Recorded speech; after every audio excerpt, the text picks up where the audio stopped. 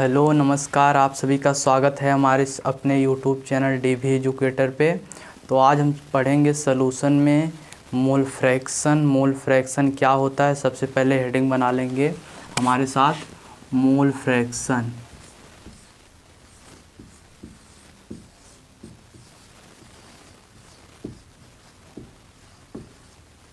Okay, mole fraction क्या होता है।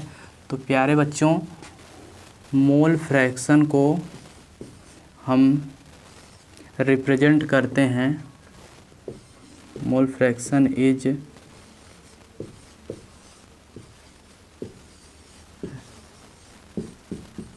रिप्रेजेंटेड बाय जीटा या ईटा। मोल फ्रैक्शन को हम रिप्रेजेंट करते हैं जीटा से या फिर ईटा से। तो मोल फ्रैक्शन क्या होता है, जैसे हमारे पास एक कंपाउंड ए है और दूसरा कंपाउंड बी है। ए का मोल फ्रैक्शन 1 है, ए का मोल 1 है और बी का मोल 3 है। इसको हम बॉक्स में कर देते हैं, यहाँ पर लिख देते हैं नंबर ऑफ मोल। ठीक, ए का मोल 1, बी का मोल 3। आपसे पूछ लिया जाए क्या, mole fraction, mole fraction of A. आपसे ए का मोल फ्रैक्शन पूछ लिया जाए तो आप क्या बताएंगे कि mole fraction of A equal to होता है, mole fraction of A equal to होता है number of mole of A upon number of mole of A plus number of mole of B. ठीक, number of mole of A plus number of mole of B. हम mole fraction को किससे represent करते हैं, zeta से भी represent करते हैं। तो हम इसको शॉर्ट में कैसे लिख सकते हैं कि mole fraction of A equal to होता है number of mole of A upon total mole.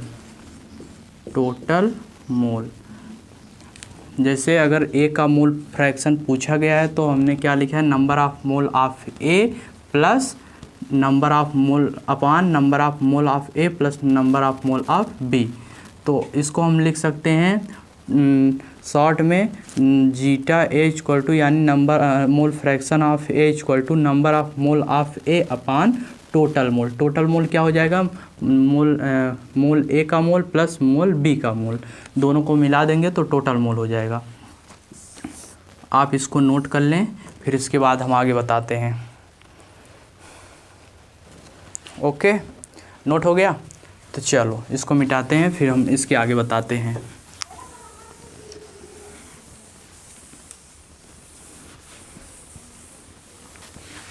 जैसे हमारे पास 3 कंपाउंड है, A B C.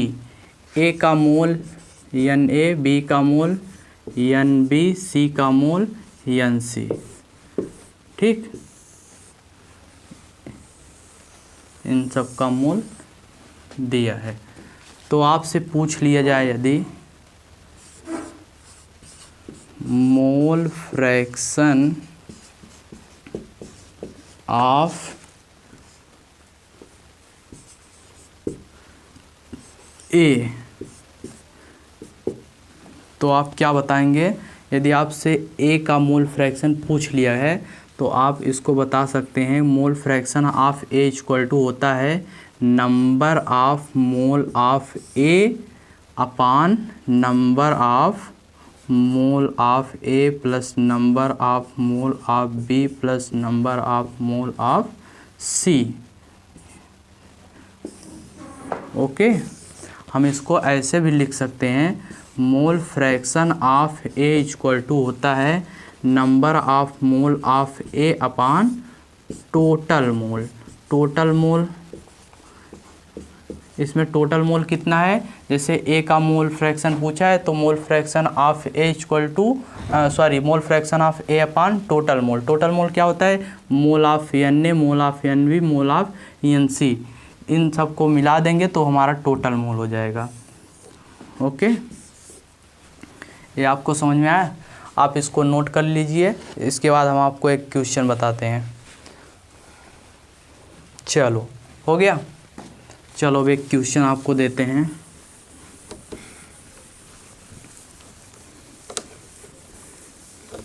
Question note करेंगे और वीडियो पॉज करके इसको लगाएंगे।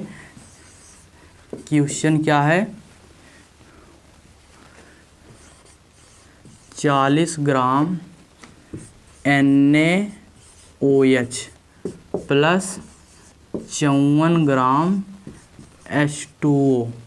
आपको क्या बताना है, मोल फ्रैक्शन ऑफ NaOH क्या होगा, और दूसरा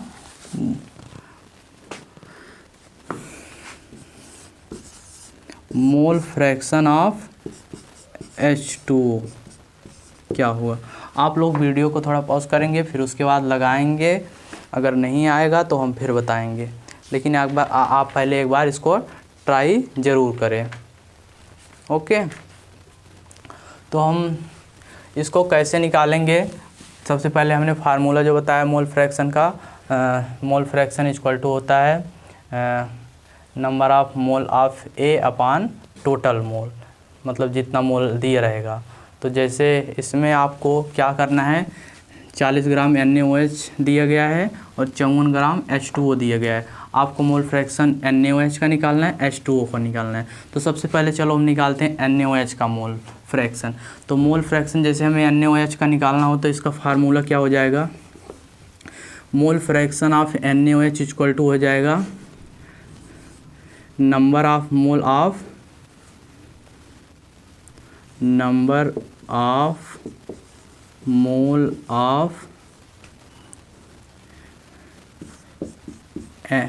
NaOH अपान टोटल मोल।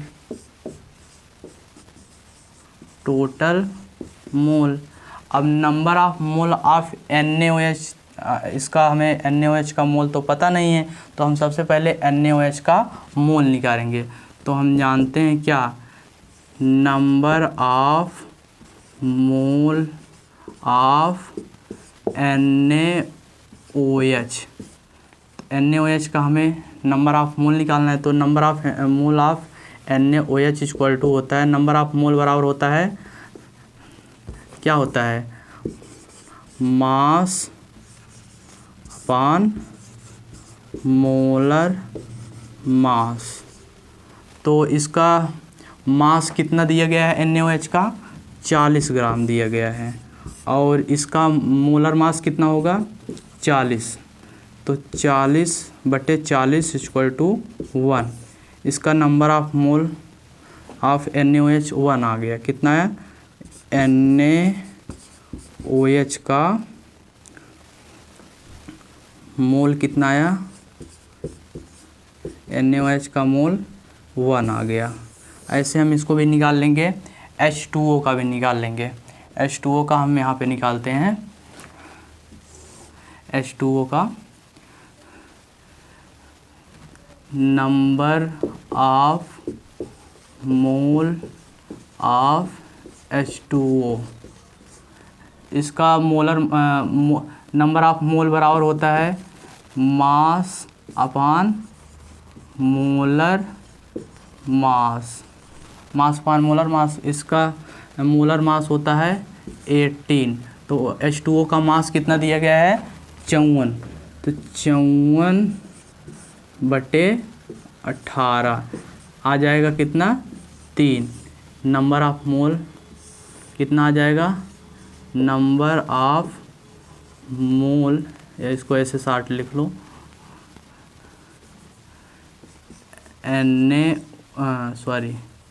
H2O का मोल कितना आ जाएगा 3। H2O का मोल कितना आया 3 आया और NaOH का मोल कितना आया 1 आया। तो आप इसको इसमें मोल फ्रैक्शन NaOH का निकालेंगे, कैसे निकालेंगे? NaOH का मोल फ्रैक्शन हम इसको ऐसे निकाल सकते हैं, इसको मिटा देंगे या ऐसे रहने दो। Number of mole of NaOH, तो NaOH हम जानते हैं number of mole of NaOH का कितना निकल के आया है यहाँ 1, और टोटल मोल प्लस टोटल मोल हम जानते हैं जब NaOH का मोल प्लस H2O का मोल दोनों को ऐड कर देंगे तो टोटल मोल निकल के आ जाएगा। Number of mole of NaOH कितना आया 1 प्लस, इसको भी मिटा देते हैं, 1 प्लस टोटल मोल कितना आया NaOH का मोल प्लस H2O का मोल दोनों को ऐड कर देंगे, NaOH का मोल प्लस H2O का मोल दोनों को ऐड कर देंगे, कितना हो जाएगा 1/4। 1/4 आया है तो 1/4 को हम इसको इसमें भाग देंगे तो आ जाएगा 0.25। ठीक, एक इसका मोल फ्रैक्शन निकल के आया, मोल फ्रैक्शन ऑफ NaOH का इतना आया। वैसे हम मोल फ्रैक्शन ऑफ H2O का निकालेंगे तो आ जाएगा, कितना आएगा? Mole fraction of H2O equal to mole number of mole of H2O plus total mole. Number of mole of H2O कितना दिया गया है 3, टोटल मोल कितना दिया गया है H2O का मोल प्लस NaOH का मोल आ जाएगा 3/4। तो इसको अगर आप डिवाइड करेंगे, 3 को 4 से अगर डिवाइड करेंगे तो कितना आएगा? ये आ जाएगा 0.75। ये मोल फ्रैक्शन आ गया H2O का। हम एक चीज़ जानते हैं, इसको आप नोट करके लिख लेंगे। नोट में क्या लिखेंगे कि mole fraction of NaOH plus mole fraction of H2O equal to होता है 1। आप इसको जानते रहेंगे। अगर हमको NaOH का मोल फ्रैक्शन पता चल गया है तो हमें H2O को निकालने की आवश्यकता नहीं, हम इससे डायरेक्ट इसको निकाल सकते हैं बिना कैलकुलेट किए। जो हम इतना तामझाम इसको कर रहे हैं, फिर इसका मोल फ्रैक्शन निकाल रहे हैं, हम इससे डायरेक्ट NaOH से निकाल सकते हैं। क्यों, कैसे? चलो देखते हैं। NaOH का मोल फ्रैक्शन कितना आया है? NaOH का मोल फ्रैक्शन 0.25 आया है। तो हम जानते हैं टोटल मोल कितना होता है 1 होता है। तो हम क्या करेंगे, मोल फ्रैक्शन ऑफ NaOH को हम 1 में से माइनस कर देंगे। तो आप क्या कर सकते हैं, 1 minus mole fraction of NaOH, mole fraction of NaOH। तो 1 माइनस 0.25 इक्वल टू आ जाएगा कितना 0.75। ये आ जाएगा मोल फ्रैक्शन ऑफ H2O का। ठीक है, तो चलो इसको आप नोट कर लीजिए, फिर उसके बाद हम एक और बता दें ppm क्या होता है। आप पहले इसकी स्क्रीनशॉट ले लीजिए या फिर नोट कर लीजिए जल्दी से। चलो मिटाते हैं।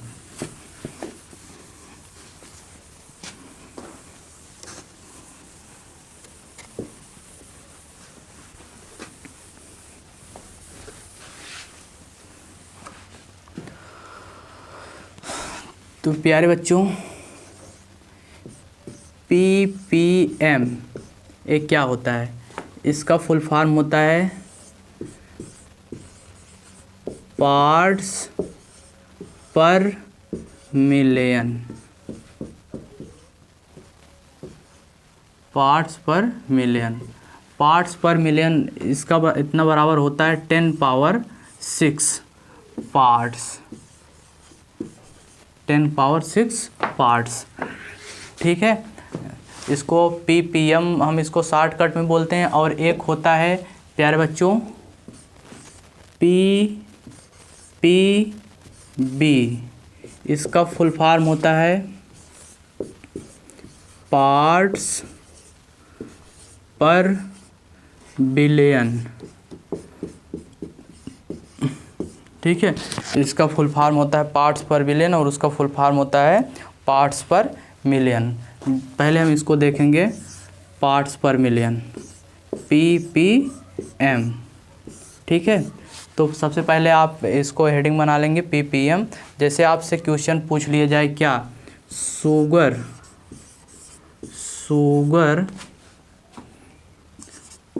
2 ppm सॉल्यूशन, 2 ppm सॉल्यूशन, तो इसका मतलब हो जाएगा प्यारे बच्चों 2 ग्राम शुगर प्रेजेंट है किसमें, 10 पावर 6 सॉल्यूशन, 10 पावर 6 ग्राम सॉल्यूशन।